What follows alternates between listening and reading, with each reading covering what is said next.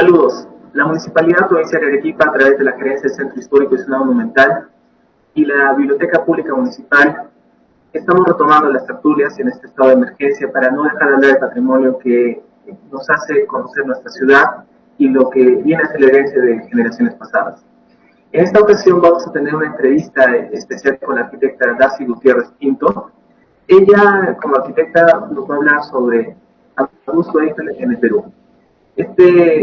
Esta invitada es arquitecta, ha cubrido diversos campos de la investigación, la enseñanza y la práctica profesional en obras en Lima, Cusco, Tacna, Ica, Trujillo y Arequipa. Es graduada de la Universidad Nacional de San Agustín en la Facultad de Arquitectura y Urbanismo. Y en el 2009 obtuvo el máster en ciencias en la maestría de la Universidad Nacional de Ingenierías en Lima, especializada en arquitectura sobre la teoría, historia y crítica y calificación con la calificación de excelencia y publicación. En este caso es el tema que vamos a hablar. Precisamente en el campo de la historia, al investigar el tema apasionante que la historiografía peruana no ha explorado y que es el legado del ingeniero francés Gustavo Eiffel, planteando así un hito a una realidad que tuvo obras y proyectos en nuestro país. Este interrogante lo expresa a través de un libro que es Gustavo Eiffel en el Perú, 1870 a 1890, que eso fue su tesis. Producto de este trabajo le permitió dar diferentes conferencias en el país, que han sido invitada a congresos internacionales como en Cuba. También cabe mencionar que ella es doctora en ciencias en el 2004 con el tema del centro histórico de Arequipa y su planteamiento para volver a revitalizarlo con vivienda en un ambiente patrimonial. Actualmente es docente en la Universidad de las Peruanas, además de tener cargo de la coordinadora de investigación de la universidad y docente de doctorado de arquitectura y urbanismo en la UNSA, y vicepresidenta de ACEPROAR, institución encargada de defensa del Centro Histórico de Arequipa. En la conducción va a estar acá a partir de este momento con el doctor Romer. Doctor Romer, Darcy, bienvenidos. Gracias. Buenos días, Gonzalo, buenos días, arquitecta Darcy Gutiérrez, amigos todos, a una nueva edición de las tertulias sobre patrimonio de Arequipa, en esta oportunidad para abordar un tema muy interesante para Arequipa, como es la presencia de Gustavo Eiffel en el Perú, que viene a ser una tesis de grado defendida por la arquitecta Darcy Gutiérrez. Y en ese sentido me gustaría preguntarle, en primer lugar, cuál es el contexto en el cual aparece el boom del acero, del hierro en en el continente en realidad, porque sabemos que en Estados Unidos, hacia la segunda mitad del siglo XIX, pues irrumpe el acero como material de construcción, ¿no? Y esto genera toda una corriente en América del Sur, igualmente derivado de la construcción de los ferrocarriles, que es una etapa interesante de desarrollo en los países de la región que apuestan por la construcción de ferrocarriles como sinónimo de progreso y modernidad. En ese contexto, arquitecta Darcy Gutiérrez, cuéntenos por favor cómo aparece este material del hierro, el acero, ¿no? Y cómo qué uso se le da para apostar por el desarrollo en esa época. Estamos hablando de la segunda mitad del siglo XIX. Buenos días, ante todo agradecerles infinitamente este espacio para que de alguna manera la población, la gente, digamos, de a pie, que no necesariamente son profesionales, que tienen que saber, digamos, algunos datos técnicos, que se enteren que esto, pues, este mito que yo llamo, en realidad no es tan verdad, ¿no? Entonces, había que dilucidar algunos aspectos, digamos, de la presencia de Gustavo Eiffel en el Perú y en Arequipa, sobre todo. Pero antes, como bien lo ha dicho el doctor Romer, hay un marco, digamos, contextual. Si ustedes me han dicho bien, 1870 y 1890 son unas fechas claves para el desarrollo, digamos, de la arquitectura y el urbanismo en el Perú. Hay muchos aspectos sobre los que podríamos hablar, pero uno de ellos, por ejemplo, son las obras públicas. Después de que diversos presidentes, digamos, en el Perú, digamos, abocaron esta idea de progresista, digamos, del país, pero fue con Balta donde se consolidó prácticamente toda esta manera de llegar a todo el país a través de las obras públicas. Si bien es cierto, los ferrocarriles fueron uno de los primeros, digamos, motivos del uso de la tecnología masiva, los ferrocarriles estaban ligados directamente a las aduanas o a los puertos peruanos. Entonces, en la época que estamos hablando, y yo lo he situado en 1870, porque es a partir de ahí que recién yo tengo datos históricos específicos sobre el Caipe. No necesariamente el ferrocarril, porque el ferrocarril data de mucho más años, ¿no? El primer ferrocarril de Arica a Tacna, por ejemplo, ¿no? Y a lo largo de toda la costa peruana, en esta época, 1870, 1890, habían 49 puertos, los cuales estaban ligados, digamos, en una sección transversal hacia el interior del país, que quiere decir que de alguna manera otra vez se volvieron a ligar con todos los ferrocarriles.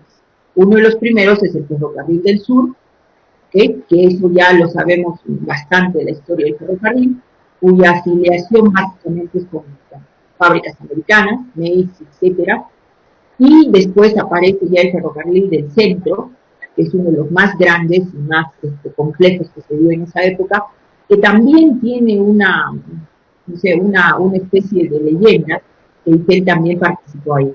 Lo cierto es que sí, él como empresa, o sea, participaba, aunque no crean, ya en esta época ya había concursos internacionales, convocatorias para participar en este tipo de obras públicas que el gobierno promovía en todo el Perú, a través de los ministros plenipotenciarios que se ubicaban básicamente en Europa. Nuestra relación con Europa ha sido muy fuerte, sobre todo antes de la Guerra del Pacífico, ¿no? Donde se mandaban a estudiar a las eminencias en el Perú, se mandaban a estudiar medicina, derecho, etcétera, etcétera, pero adolecíamos mucho de estos profesionales que se podían encargar de estas obras públicas. Es por eso que se opta por contratar a un grupo, ¿no?, de ingenieros, arquitectos que vinieron al Perú a trabajar. Son ellos de alguna manera que traen esta tecnología, ¿no?, que después nosotros ya aprendimos, digamos, y ya después, ya con la primera promoción de la Universidad Nacional de Ingeniería, se fueron encargando, digamos, de los proyectos a nivel nacional. Pero la mayoría, incluyendo irrigaciones, incluyendo asentamientos mineros, incluyendo asentamientos azucareros, todo eso estaba a cargo de ingenieros del Estado, de lo que se llamó después la Junta Nacional de Ingenieros del Estado. Ahora, esto no tiene nada que ver con ITEL, probablemente no, pero estamos contextualizando el momento en que el fierro, digamos, es un elemento vital, digamos, a la hora de las construcciones. Ahora, también quiero decir que a nivel, digamos, de construcciones de edificios, a nivel de arquitectura, el fierro no era necesariamente un recurso. Lo mismo que lo que se repetía en Europa, que no querían tener fierro porque era fierro industrial, o sea, era de los ferrocarriles, entonces no querían usar el fierro, ¿no? Y también, bueno, está ligado un poco a la historia de los ingenieros también, ¿no? Porque los ingenieros estuvieron a la par nuestra con los arquitectos, precisamente por la negativa de los arquitectos de utilizar un elemento del fierro, digamos, como construcción de los edificios. O sea, las historias son muy largas, pero a la larga nosotros hemos tenido ese mismo comportamiento, ¿no? Entonces, la historia del fierro en el ferrocarril es una, con las instalaciones ferrocarrileras, almacenes, estaciones, aduanas, etcétera, puertos inclusive, que había una especie de relación con edificios civiles, que son otra cosa completamente diferente, ¿no? Así es, arquitecto, usted mencionaba justamente la importancia de las obras públicas, ¿no?, en el Perú de la segunda mitad del siglo XIX y sobre todo la construcción ferrocarrilera, que es una política pública, una política de Estado, que empieza de manera decidida durante el gobierno del coronel José Balta a partir de 1868-69, y tenemos ahí el Ferrocarril del Sur inaugurado en 1871, y otras infraestructuras ferrocarrileras en el centro y en el norte, pero que, como sabemos, muchas de ellas, a cargo del contratista Enrique Meix, quedaron pues inconclusas, ¿no? Muchas de ellas quedaron inconclusas, y luego de la Guerra del Pacífico, con la firma del contrato Grace, la Peruvian Corporation asume justamente toda esa infraestructura ferrocarrilera que completa, ¿no? Que termina de completar, que termina de construir ya a lo largo del siglo, a fines del siglo XIX y sobre todo en el siglo XX, ¿no? Porque muchos creían de que el Perú, con la firma del contrato Grace, había entregado una infraestructura ferrocarrilera pues terminada, concluida, y eso no es así, ¿no? O sea, muchas de esas obras fueron construidas en la época del boom guanero. El boom guanero permitió justamente financiar esas obras públicas que, como usted lo ha destacado, pues significaron una etapa de progreso y modernidad en el país, equivalente a la tecnología, ¿no?, de punta que llegaba a nosotros para justamente conectar nuestro país con el mercado internacional, ¿no? Todas las vías férreas apuntaban, como usted lo señalaba, hacia los puertos, ¿no?, los principales puertos del litoral peruano, y que se introducían a su vez a las zonas donde había que sacar los productos, las materias primas, ¿no? Porque básicamente nuestra economía era primario exportadora, ¿no? Entonces la finalidad era justamente sacar los productos, las materias primas del interior del país hacia la costa y luego poder exportarlos a Europa o a Estados Unidos, ¿no? Entonces, vamos a hablar en el segundo bloque con la arquitecta Darcy Gutiérrez ya sobre específicamente la presencia de Gustavo Eiffel en nuestro país, ¿no? Ella ha desarrollado una tesis muy importante, ¿no? Que nos gustaría que en algún momento pueda convertirse en un libro, ¿no? Para los investigadores, por supuesto, claro que sí, creo que no. Ah, ya está, el libro existe. Perfecto, caramba, esa es una muy buena. En la universidad, cuando yo sustenté mi tesis, aprobé con excelencia y publicación. Entonces, la universidad es la que ha hecho este libro, ¿no? Excelente, me parece una... Lamentablemente no lo venden acá, no tengo... Sí, claro, es una buena noticia, ya nuestros seguidores de este programa pues tienen conocimiento, ¿no? La arquitecta nos ha mostrado el libro, que es de mucho interés para todos nosotros, y luego de la pausa vamos a continuar hablando con ella sobre la presencia de Gustavo Eiffel en nuestro país. Solidarizándose con los sectores más vulnerables durante el estado de emergencia, la Municipalidad Provincial de Arequipa ha llevado apoyo a las familias de diversos distritos, entregando productos de primera necesidad, canastas de víveres y kits básicos a más de 11.000 hogares, beneficiando a 60.000 ciudadanos. Esta ayuda también fue distribuida a comedores populares, centros de adultos mayores, centros de atención CONADIS, albergues, Beneficencia Pública de Arequipa, Centro Juvenil de Diagnóstico y Rehabilitación Alfonso Ugarte, Fuerzas Armadas, Policía Nacional del Perú, Hospital Regional Honorio Delgado, Hospital Goyeneche, Bomberos Voluntarios del Perú. Hoy pedimos un gran aplauso y agradecemos infinitamente el apoyo de empresas privadas y personas de noble corazón que se han puesto de pie en esta batalla, sumándose al llamado de la Comuna Provincial. El León del Sur despertó en cada uno de los corazones de nuestros colaboradores, quienes se sumaron a la jornada de solidaridad para rugir con fuerza y ayudar a quienes menos tienen. ¡Fuerza Arequipa! Municipalidad Provincial de Arequipa.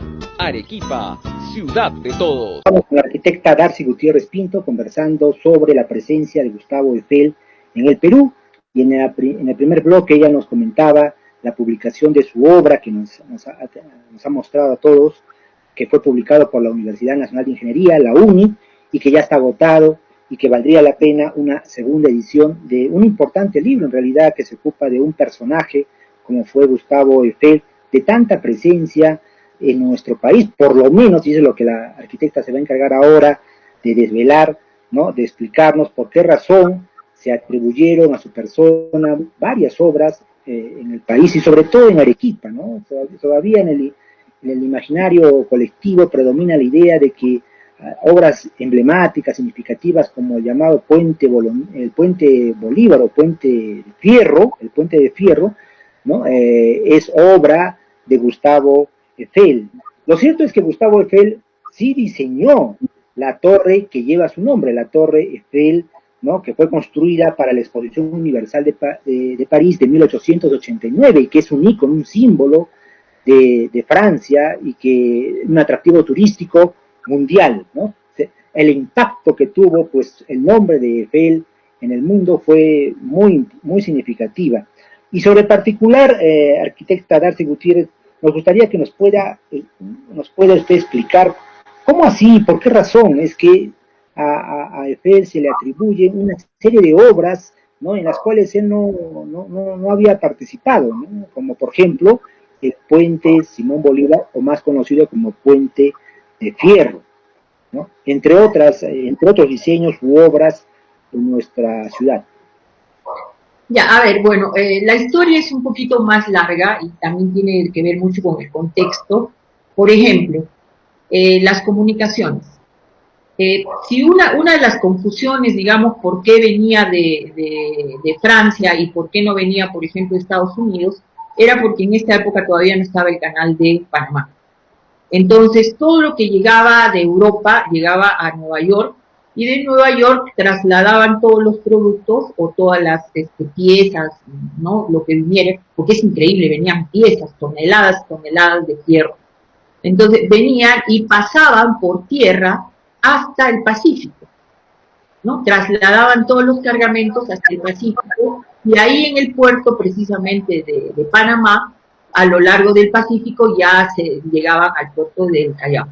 Entonces había una trayectoria larguísima y por lo tanto podía asumirse el error, ¿no? La idea errónea que venía de Europa cuando probablemente solo venían de Estados Unidos.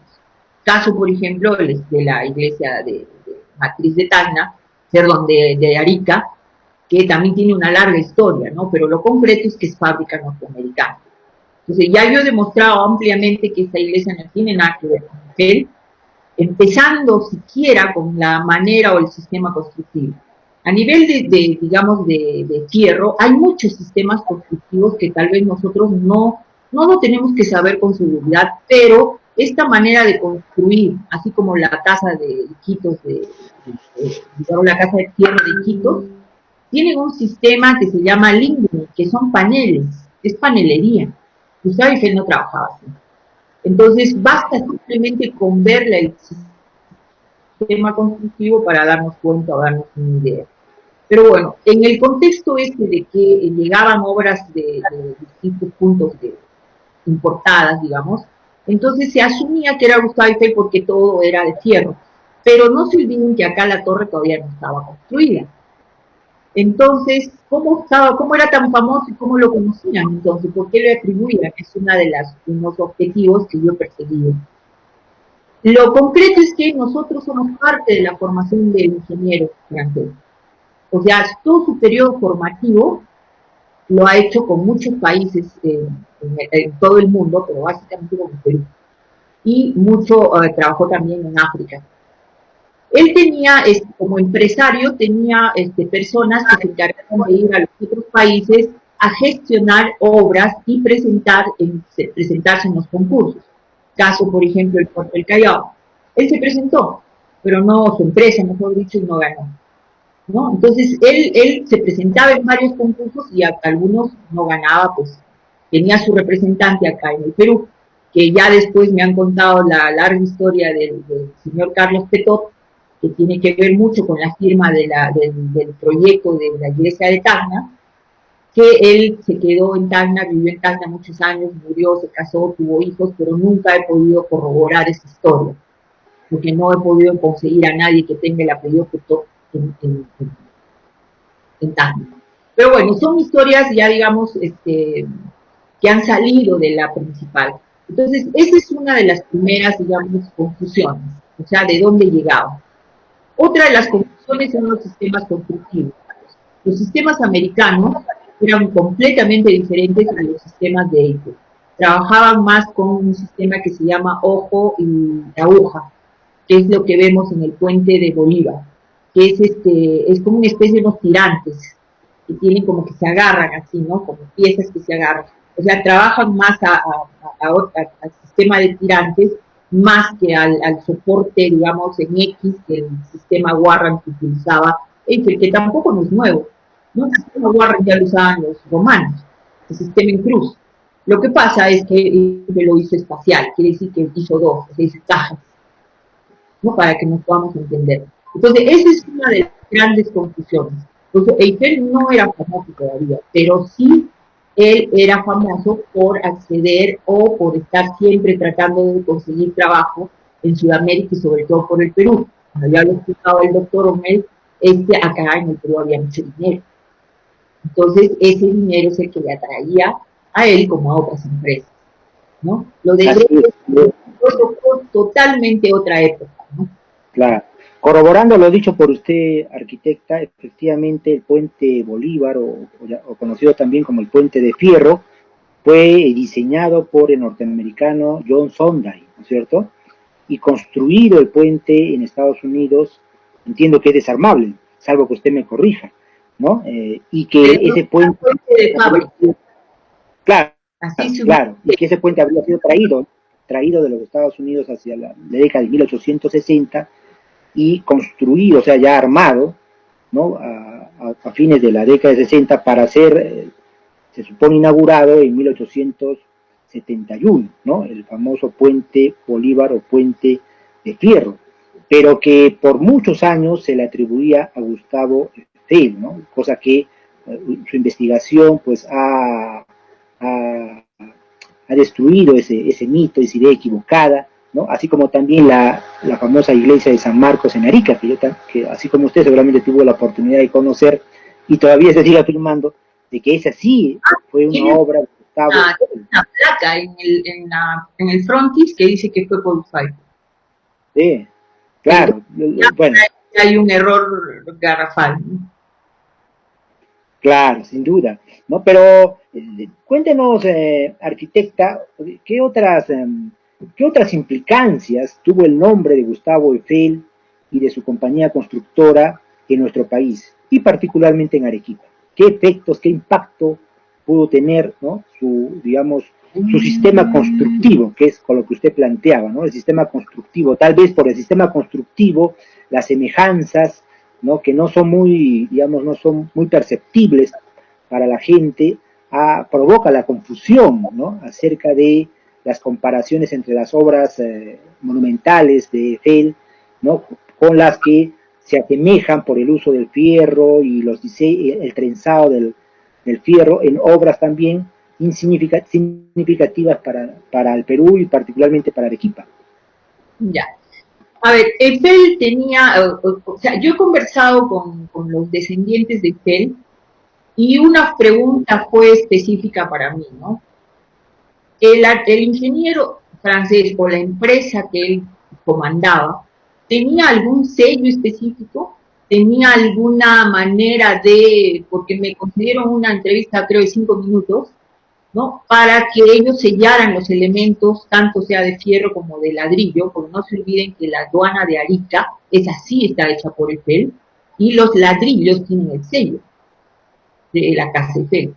Entonces mi pregunta es, ¿el fierro también tenía ese mismo sello que era de la casa Eiffel, o sea, como parte de los componentes, digamos, que ya más que nada podemos ratificarlo? Y me dijeron que no era una costumbre. A veces simplemente le ponían una placa, pero claro, en esa época era una placa de Eiffel, ¿no? Que se ven las placas en muchos puentes en Europa. Está la placa ya pues verde, de cuántos años que está ahí, que fue hecha en el mismo momento que se inauguró, ¿no? No es tiempos después. Entonces, esta manera de hacer arquitectura de él es muy particular. ¿Qué quiere decir? Que Eiffel era un ingeniero de puentes. O sea, eso tengámoslo claro, era un ingeniero que hacía puentes. Que la Torre Eiffel fue algo especial, sí, pero él era un ingeniero de puentes, que hizo obras civiles, que hizo edificios, sí, pero lo que yo he descubierto es que todos los edificios que él ha hecho en Europa siempre había asociado un arquitecto, siempre se asoció como arquitecto, solo, nunca Bien, se arquitecta Darcy Gutiérrez, le pido por favor una breve interrupción para continuar después de la pausa con nuestra conversación. Gracias.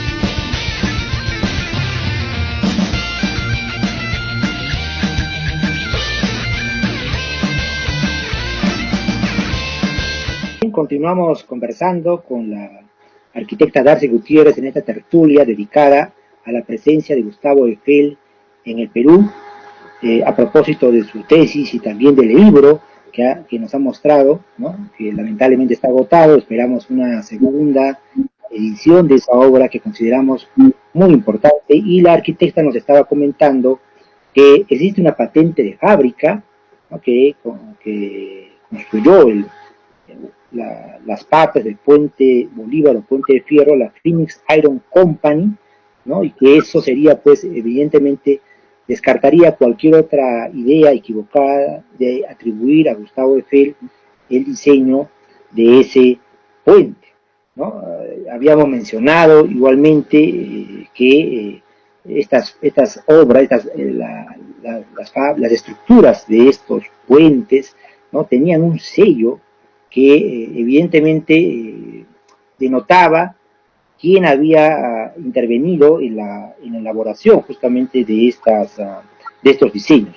Sobre el particular, arquitecta Gutiérrez, nos gustaría saber, ¿no?, acerca de los riesgos que tiene hoy el puente de Fierro. Sabemos de que es un monumento histórico, ¿no?, de que ha habido iniciativas para poderlo conservar como patrimonio y que ya no haya, pues, un tránsito fluido de vehículos.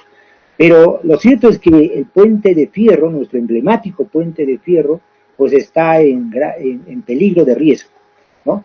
¿Qué tratamiento debería darse a ese puente para garantizar su continuidad en el tiempo? Bueno, el puente de Fierro particularmente ya está sintiendo los años, ¿no?, desde su construcción. Los que han pasado caminando por ahí, no los que pasan en vehículo, los que han pasado caminando se darán cuenta que se mueve. Cada vehículo que pasa por ahí se mueve terriblemente. Entonces, para mí, ya no deberían pasar ningún vehículo, probablemente con una restauración, digamos, estructural, porque no se trata solo de maquillaje, ¿ok?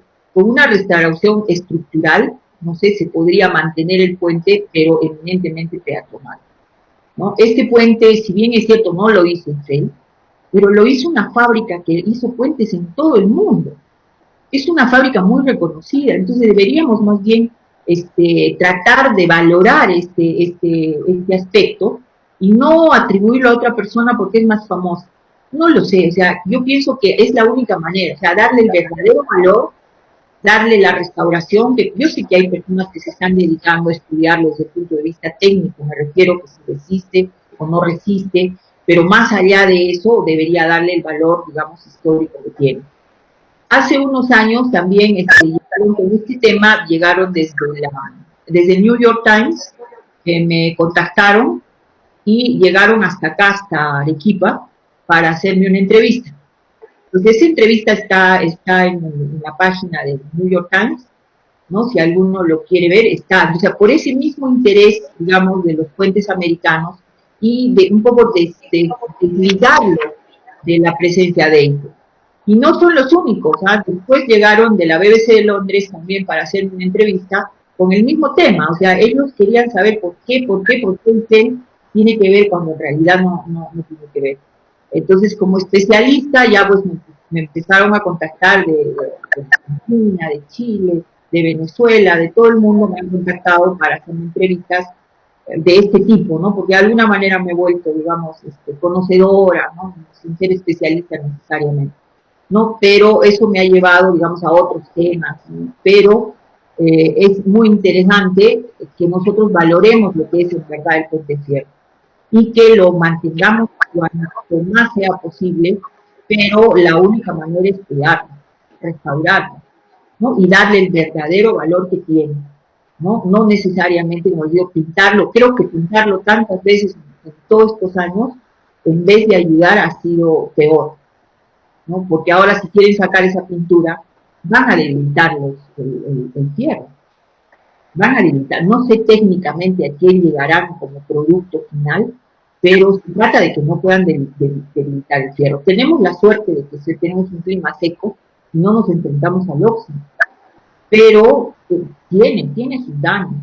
Entonces deberíamos nosotros tratar de, como, no sé, como especialistas, para tratar de proteger y rescatar este pueblo. Y que como forma pues se convierta en peatonal, de goce público, digamos, ¿no? Claro, efectivamente el puente Bolívar o puente de fierro es de fábrica norteamericana y la investigación de la arquitecta Darcy Gutiérrez confirma, ¿no? O sea, confirma de que efectivamente Gustavo Eiffel no participó, no tuvo nada que ver propiamente en el diseño de ese puente, pero eso no quita, no resta, como dice ella, de que el puente es de una belleza de una belleza de diseño, de estructura estupenda, y además de que es patrimonio ya de la ciudad, ¿no? Porque es un puente que data de la segunda mitad del siglo XIX, de 1871, se afirma, se inauguró junto con el Ferrocarril del Sur, el puente Bolívar o puente de fierro, y que por muchos años prestó servicios importantes en la comunicación de esta parte del país con la sierra del interior del país, ¿no es cierto? Y hoy en día es un puente peatonal,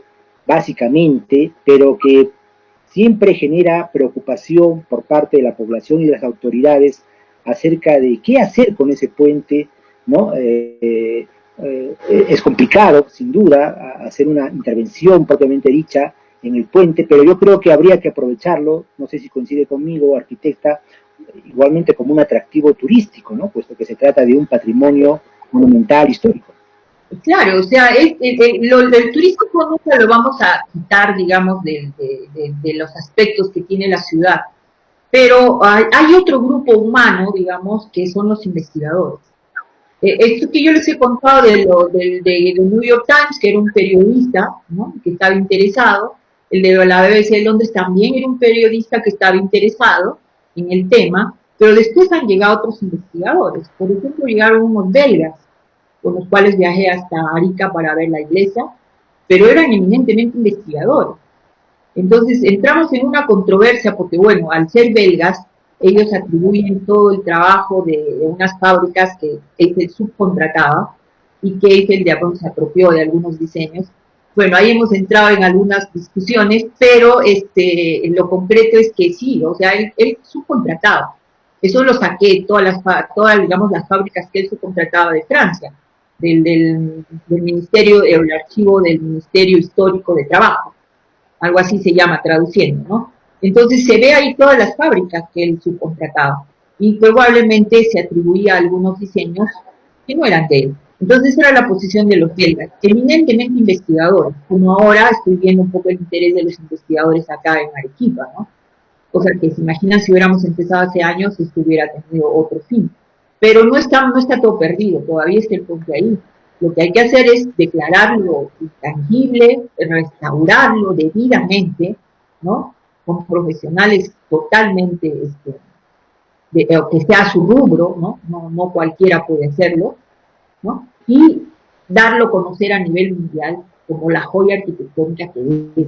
Porque de eso solamente hay en América, deben haber unos 50 puentes de ese tipo, en todo Norteamérica, porque son los denominados puentes de fábrica. Y creo que el de acá es el más largo de los que yo he analizado. De ese tipo me refiero, ¿eh? Y de la misma fábrica, es el más largo, ¿no? Entonces, ¿por qué no valoramos por lo que es, ¿no? Lo valoramos por lo que es, no porque está asociado con otro nombre. Entonces, esa es mi posición, ¿no? Rescatar lo más que se pueda, pero de... Efectivamente, ¿no? O sea, creo que lo que usted ha mencionado es muy rescatable porque no debemos solamente asociar el puente como joya arquitectónica al nombre de Gustavo Eiffel, sino valorar, ¿no? Otros, digamos, otros atributos que tiene el propio puente, como ser uno de los más largos, por ejemplo, que usted mencionaba en su clase, ¿no? Como puente de fierro, y también, ¿no? Apreciar pues, la belleza arquitectónica que tiene, ¿no? Y la presencia, mejor dicho, la función que ha cumplido ese puente a lo largo de todos estos años, son más de 150 años probablemente que el puente está en pie, ¿no? Como un testigo mudo de hechos excepcionales y de acontecimientos históricos que ha vivido la propia ciudad. Me gustaría preguntarle, ya para terminar esta interesante tertulia, ¿cuáles son algunas de las consideraciones que arriba su trabajo dedicado a Gustavo Eiffel en el Perú, ¿no? ¿Qué otras conclusiones, consideraciones aprecia usted en su obra? Bueno, las conclusiones, bueno, eso es lo que me preguntaron, me acuerdo en mi sustentación de la tesis. Tuve muchos, los jurados eran casi internacionales y con gente con muchísima experiencia, por lo que el temor siempre estaba presente, pero mi trabajo fue muy exhaustivo. Viajé por todo el Perú persiguiendo cuál era o no era, ¿no? Por eso es que llegaba a los más, por ejemplo, diseñó el puerto de Chala. Lamentablemente, con el agua y todo lo que ha pasado en el tiempo, ya no existe, pero tengo fotografías del diseño, ¿no? Entonces, como lo diseñó también el puerto de Arica, en esa época era la Perú. Entonces, pero también el puerto se ha deshecho con sus años, ¿no? Por el agua, pero la aduana está presente, como la Casa de la Gobernación, que eran parte de un complejo gigante de almacenes, o sea, pero lamentablemente pues, nada de eso perdura, ¿no? En el tiempo. Entonces, una de las conclusiones que llegué, por ejemplo, es la tecnología. Él, junto, digamos, con todos los ingenieros que llegaron belgas, hasta Checoslovaquia, franceses, ingleses, todos los que al final se juntaron en lo que denominaron la Junta Nacional de Ingenieros y Arquitectos del Estado, ellos trajeron la tecnología. Eso no lo podemos negar por ningún lado, ¿no? Entonces, las importaciones, y Meix con su papel del ferrocarril, eso tampoco lo vamos a negar. Entonces, es la tecnología que viene acá al Perú. Es una de las primeras. Entonces, arquitecta, nos quedaríamos entonces como una de las conclusiones de su importantísima investigación, que Gustavo Eiffel y todo el conjunto de personas que lo acompañaron o que compartieron sus mismas inquietudes, ¿no? Trajeron a nuestro país y a otras latitudes la tecnología, ¿no? Y digamos los sistemas constructivos, igualmente, que usted ha destacado en su participación. Le queremos agradecer enormemente por habernos acompañado en esta tertulia sobre patrimonio de Arequipa, dedicado a la presencia de Gustavo Eiffel en nuestro país. Muchísimas gracias, arquitecta Gutiérrez, y también agradecer a la Asociación Peruana de Estudiantes de Historia, ¿no? Que nos apoyan en la difusión de estas tertulias, y será con nosotros hasta una nueva edición de nuestras tertulias sobre patrimonio de Arequipa. Gracias. Gracias a ustedes.